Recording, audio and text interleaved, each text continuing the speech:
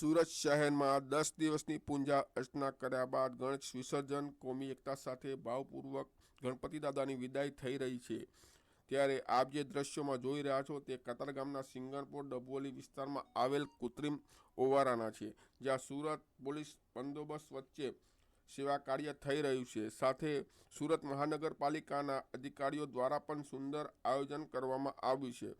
આ વિસ્તારમાં Singanpor police station દ્વારા એક ડીસીપી, એક એસીપી, 2 પીઆઈ, 4 પીએસઆઈ, 80 પોલીસ જવાન તેમજ 150 હોમગાર્ડ જવાન બંદોબસ્તમાં તૈનાત છે।